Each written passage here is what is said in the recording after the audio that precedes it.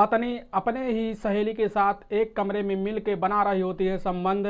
इसके बाद मौके पर ही उसका पति गेट पे पहुंच जाता हुआ खड़ा होकर सारी करतूत देखने लगता है। फिर कुछ देर बाद हो जाती है उस आदमी की मौत। दोस्तों, आखिर क्या हुआ इस घटना में? इस आदमी की अपने ज़िंदगी से हाथ कैसे धोना पड़ा? इस घटना की पूरी सच्चाई जानने के लिए आप इस वीडियो को लास्ट तक जरूर देखिए। नमस्कार दोस्तों, मैं प्रदीप कुमार आपको इस चैनल पर मैं स्वागत करता हूं। दोस्तों आज की यह जो घटना है, यह घटना है बिहार के ही भुसावला के दानापुर के। वहां पर 21 फरवरी को ही एक मार्केट में एक व्यक्ति ट्रैक्टर चलाता हुआ जा रहा था, तो पीछे से कुछ लोग आकर वहां पर उसके सर पे 2-3 गोली मार देते हैं, जिससे मौके पे वह आदमी उसी ट्रैक्टर पे गिर जाता है।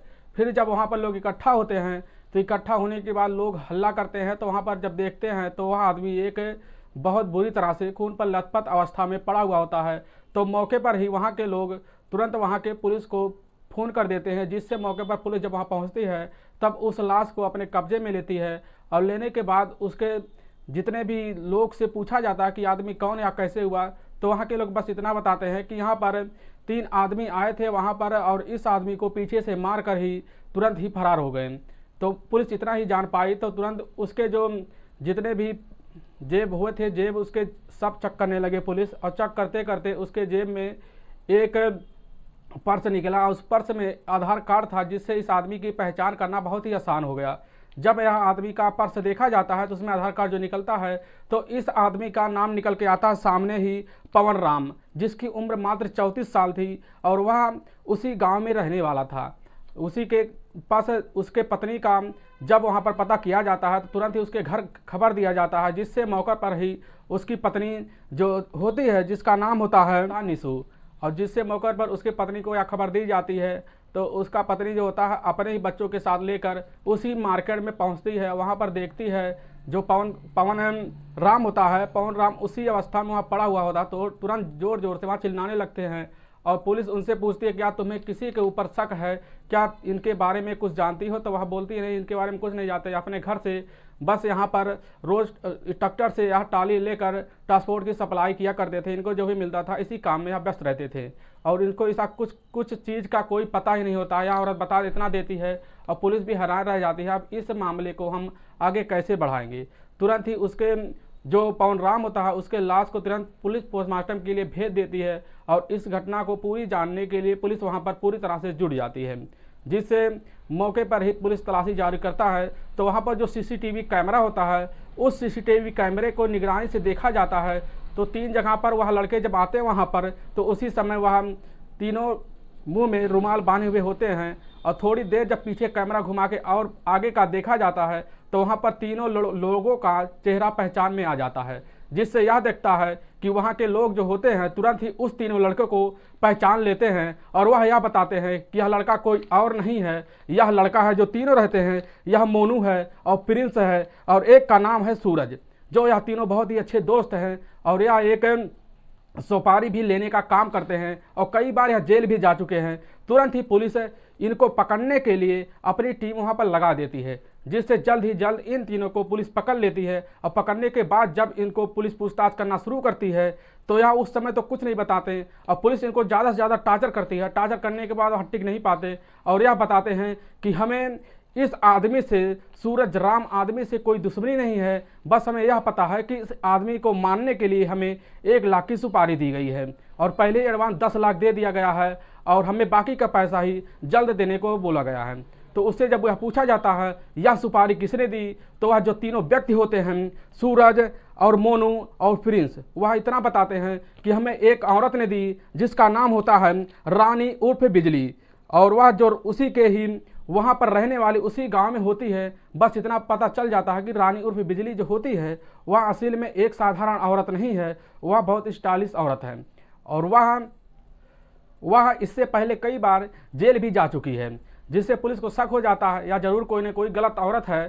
तुरंत ही पुलिस उस औरत को ढूंढने के लिए वहाँ पर अपनी टीम लगा देती है और यह औरत जान के तुरंत ही वहाँ पर छिप जाती है और जैसे ही इस औरत को यह बारे में पता चलता है कि पुलिस हमको ढूंढ रही है, वह कहीं और फरार हो जाती है। तो पुलिस अपनी पूरी ताकत लगा देती है उस बिजली को ढूंढने के लिए, जिससे मौके पर ही पुलिस बिजली को जल्द ही अरेस्ट कर लेती है। और जब अरेस्ट करती है तो उससे पूछताछ करना शुरू कर देती है और कड़ाई के साथ और वह सारी सच्चाई कबूलना शुरू कर देती है।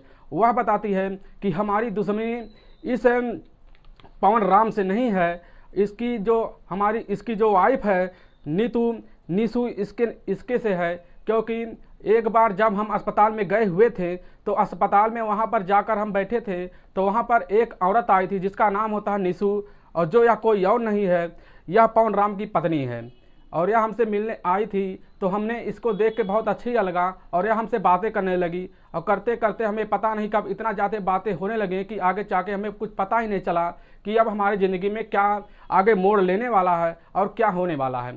तो इसीलिए इस बात को लेकर जो वह रानी होती है वह उसी समय नीसू से ज़्यादा मुलाकात करती है, कई बार मुलाकात करती है।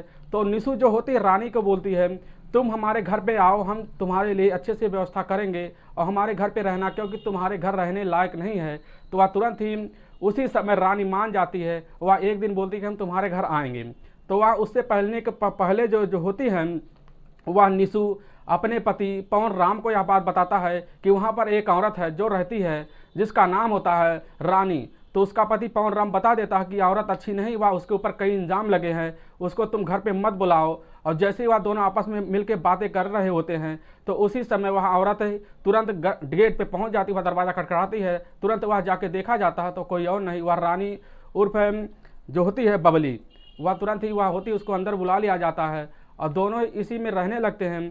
फिर धीरे धीरे इनमें बबली और जो होती है उसकी पत्नी नीसू से ज़्यादा बातें होने लगती हैं और इनमें ऐसे करीबी सी बातें होने लगती हैं कि वह दोनों एक कमरे में सोते थे। उसका जो पति होता है वह अलग कमरे में सोता है और उसकी पति की उम्र उस समय मात्र 34 साल थी। और वह जो नीसू थी और रानी एक कमरे में सोते थे, उनमें ऐसे ही एकाएक संबंध बनने लगे और संबंध बनते उनके संबंध आगे बढ़ने लगे। वह इस संबंध को जारी करने के लिए, वह आपस बढ़ाने के लिए आपस में यह बात कर रहे थे कि हम क्यों जाके शादी कहीं मंदिर में कर लिया जाए। तो यह बात मनाने के लिए रानी जीतू से बोलती है, लेकिन जीतू मना कर जाती है कि या नहीं, हम शादी नहीं करते थे, हमारे पति भी हैं, हम उनके साथ ही अच्छे से खुश हैं। तो रानी इस बात के लिए जब वह सुनती है तो वह बहुत दुख होती है। फिर कुछ वक्त उसी घर में गुजरने लगता है तो वह रानी जाकर उसके ही पति से पवन राम से ही मिलने लगता है और उसके साथ भी वह संबंध बनाने लगती है। जब इस बात की भनक उसके पति को लगता है कि हमारे साथ भी कह रही है शादी करने के लिए, तो वह गुस्सा हो जाता है। फिर एक दिन क्या होता है, जब उसका पति पवन राम वह कहीं पर गया होता है मार्केट से जब वापस आता है तो वह देखता कमरा खोल के, तो जैसे ही दरवाज़ा खुलता है तो वह देखता है कि उसकी पत्नी जो होती है, उसकी पत्नी नीसू और रानी दोनों एक ही साथ पे एक बेड पे लेटे हुए थे नंगी अवस्था में। और उनको देख के और उस समय हैरान हो जाता है, वह लखने लगता है। और उसकी जो पत्नी होती है वह बोलती है कि तुम भी हमारे बीच में आ जाओ। उसी समय वह मना कर जाता पवन राम कि हमें यह सब अच्छा नहीं लगता है। और फिर जाके जब उनको बाहर निकल जाती है रानी, तो उसी समय जाकर पवन राम अपनी पत्नी को समझाता है कि यह रिश्ता जारी करने के लिए तुम्हें ठीक नहीं है, नहीं तो तुम्हारे लिए अच्छा नहीं, उसको जल्द से जल्द इस घर से बाहर निकालो। तुरंत ही इसके बाद जब उससे बोला जाता है, नीसू रानी से बोलती है तो रानी इनकार कर जाती है, हम इस घर से नहीं जाएंगे, हमें तुमको साथ लेकर चलना है। तो उसी समय वह बोलती है कि अगर तुम हमारा साथ नहीं दोगी तो हम कुछ भी करने के लिए तैयार है, रानी बोलती है। तो उसी समय उसका पति भी आता है, उसको धक्के मार कर रानी को घर से बाहर निकालने लगता है। तो रानी उसी समय बहुत गुस्सा हो जाती है, वह निकल जाती है। फिर वह कुछ प्लान बनाती है, क्यों ना हम इस पवन राम को ही रास्ते से हटा दें, जिससे हमें इसके साथ नीसू के साथ रहने में बहुत आसानी होगी। तुरंत ही वह जाके एक साइड पर कुछ सुपारी किलर की तलाश करती है, जिसमें 3 सुपारी किलर मिलते हैं जिनका नाम होता है मोनू, प्रिंस और सूरज। तीनों का नाम जब उसमें आता है तो वह तीनों को वह बुला लेती है और उनको साथ मिलकर वह डील करती है। तो आप बोलते हैं हमें 1 लाख रुपया चाहिए, तो उसी समय 10,000 उसी समय दे देती, बाकी का 90,000 मर्डर के बाद देती है। तुरंत ही वह बता देती उन सुपारी किलर को, वह रानी फ़ोन करके बता देती है कि उसी समय वह मार्केट में निकल ही रहा था। तो अब बाइक लेकर जाते हैं, वह गमछा लपेट कर ही मुंह में। तुरंत ही उसी समय पीछे पवन राम के जो मुंह होता है 21 फरवरी को, उसी समय वह शाम का टाइम होता है, तुरंत ही उसके पीछे से तीनों शूटर गोली मार देते हैं, जिससे उसी समय कुछ देर बाद उसकी मौत हो जाती है। सारी घटना या रानी के मुंह से सुनने के बाद पुलिस उसी समय रानी को हिरासत में ले लेती है और उससे बोलती है, तुमने क्या पाया, किसी का ज़िंदगी बर्बाद करके अच्छी खासी ज़िंदगी चल रही थी। अगर तुम्हारे बीच यह रिश्ता बन रहा था, उसकी पत्नी के बीच, निशु के बीच और तुम्हारे बीच, तो तुम यह रिश्ता कायम करने के लिए उसके पति से तलाक ले सकती थी और तुम्हारे पास और रास्ता था, क्योंकि आजकल जो कोर्ट ने इस चीज़ को भी अर्जी दे चुका है कि अगर दोनों अपने ही राजी हैं तो इसमें कोई कुछ नहीं कर सकता। लेकिन यह रिश्ता एक तरफा था, इसीलिए यह काम हुआ। दोस्तों, आप इस घटना के बारे में क्या कहेंगे?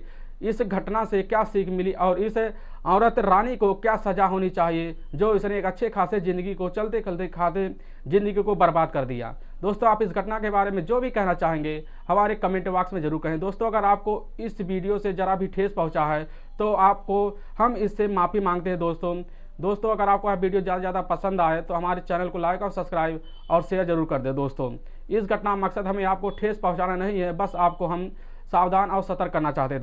दोस्तों फिर मिलेंगे नेक्स्ट वीडियो लेकर, तब तक के लिए राम राम, जय हिंद। दोस्तों।